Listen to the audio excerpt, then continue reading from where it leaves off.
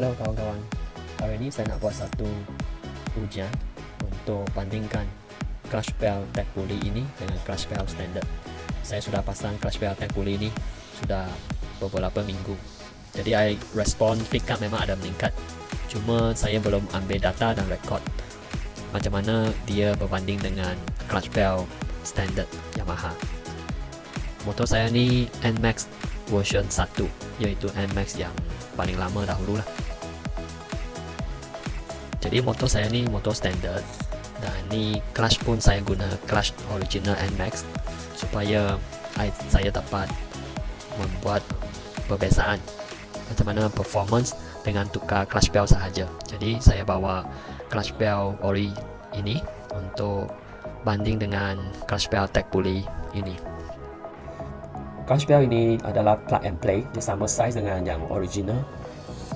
Materialnya lebih keras daripada original punya, dan dia mempunyai cooling fin. Design juga dia guna double ring, jadi dia punya kekerasan dan kestabilan dia adalah lebih baik. Berat clutch bell ni kira-kira 660 gram, dan banding dengan original 790 gram, lebih kurang jimat 130 gram. Saya akan menguji clutch bell standard ini dahulu. Selepas mengambil data, saya akan pasang semula clutch bell Tech Bully. Lepas tu kita akan banding data kedua-dua ujian.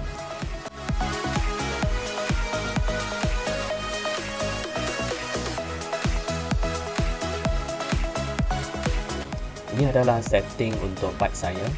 Bahagian engine semua adalah standard. Pulley sudah tukar ke Puma Racing punya pulley. Jadi pulley itu adalah lebih ringan, pick up dia lebih kuat daripada original. Dan roller saya gunakan Tech Bully 12 gram dan mempunyai pecutan lebih baik, dan benda-benda lain seperti biasa. Saya akan membuat 6 set ujian, di mana ujian ini adalah sangat praktikal dan mirip kepada penunggangan harian. Yang pertama adalah dari berhenti hingga pecutan 60 km sejam dengan throttle 50%. Ini biasa dekat traffic light bila kita nak mula bergerak. Kita nak bergerak laju tapi tidaklah sangat agresif. Yang kedua adalah semasa kita cruising, kita nak memotong kereta, jadi kita nak pulas lebih sikit tapi tak adalah sampai full throttle. Jadi dari lepas itu saya akan uji RPM semasa cruising, tengok apa kelajuan yang boleh dapat dalam RPM 5000, 6000 dan 7000.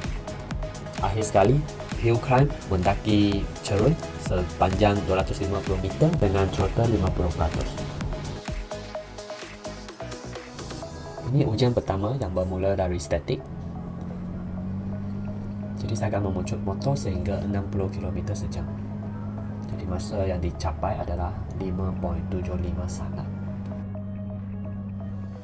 Ujian kedua, semasa cruising dekat 60, saya akan memucut ke 100 km sejam dengan memulas throttle sebanyak 80%.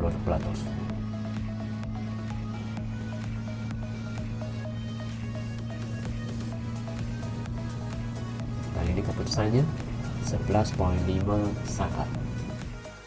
Dan ujian ketiga adalah untuk memastikan kelajuan paling tinggi yang boleh dicapai pada RPM 5000.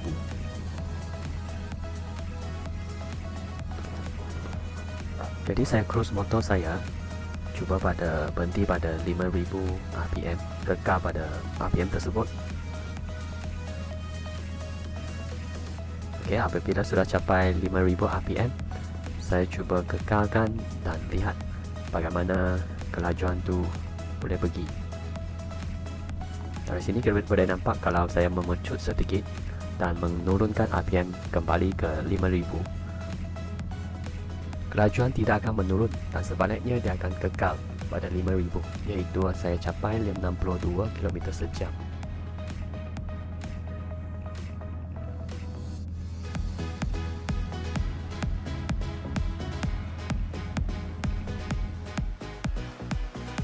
Seterusnya saya cuba untuk RPM 6000 pula. Jadi sudah sampai RPM 6000, kelajuan kekal pada 82 km sejam. Maksudnya itu yang stabil, 82 km sejam.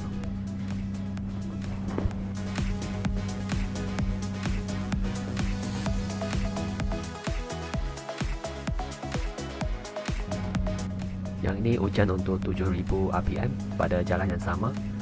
Jadi dari 6000 memecut ke 7000 rpm, mengambil sedikit masa. Okey, sudah hampir 7000.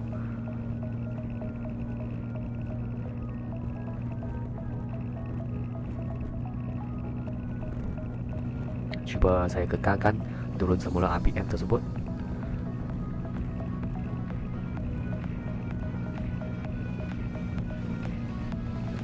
Okey, rpm sudah stabil. Jadi kita membaca kelajuan maksimum pada 7000 rpm. Jadi yang stabil adalah 105.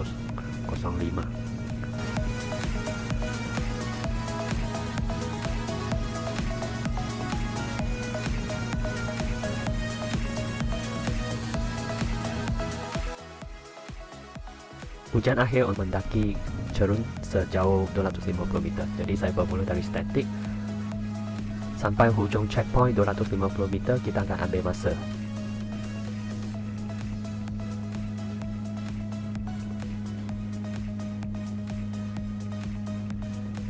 Okey, itu pun sudah tamat. 17 saat. Selepas itu kita beralih ke kelas bel Yamaha pula. Untuk pecutan 0 hingga 60 km sejam.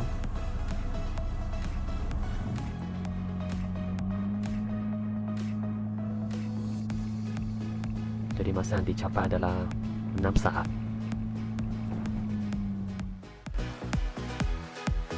Selepas itu saya buat cruising test.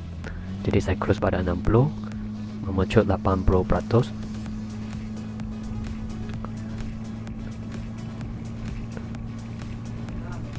Sehingga sampai 100 km sejam. Jadi mengambil masa 13.43 saat. Akan datang adalah RPM test. Jadi yang pertama 5000 RPM. Saya bawa motor sampai 5000 RPM, tengok berapa kelajuan paling tinggi dia boleh capai.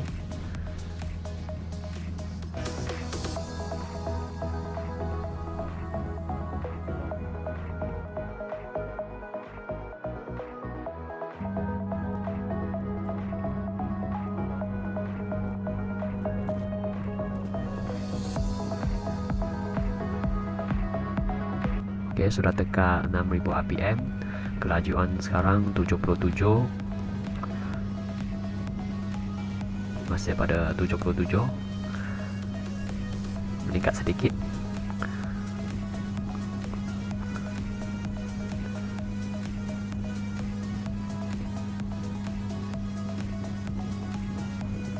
Okey, akhirnya berhenti pada 82 km sejam. Ini yang paling laju untuk 6000 rpm.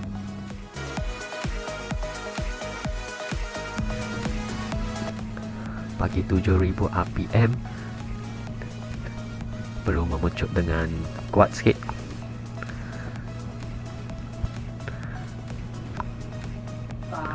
Jadi sudah capai 7000 rpm dan kelajuan adalah 100.05.06.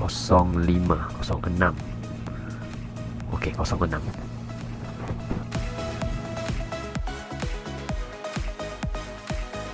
Sampai ujian terakhir, mendaki cerun sejauh 250 meter, bermula dari statik.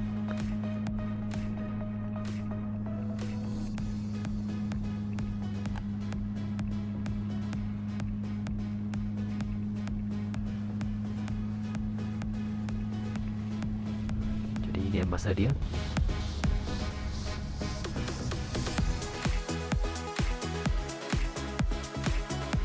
Saya sudah habis kedua ujian Crash Bell Standard dengan Crash Bell Tech Pulley. Dari sini kita boleh nampak kelebihan Crash Bell Tech Pulley ini adalah dari segi pecutan, yaitu dari statik hingga ke 60 km sejam. Dia adalah 0.3 saat lebih laju dari Crash Bell biasa. Dan untuk pecutan semasa cruising, peningkatan adalah sebanyak 2 saat. Dari segi kelajuan berkaitan dengan RPM, kedua-dua adalah sama, tak kira RPM 5000, 6000 atau 7000. Ini adalah betul juga sebab Crash Bell ini tujuan untuk meringankan operasi CVT.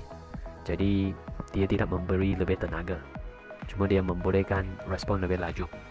Jadi pada RPM yang kekal, puli yang membuat kerja untuk kelajuan dan bukan clutch belt.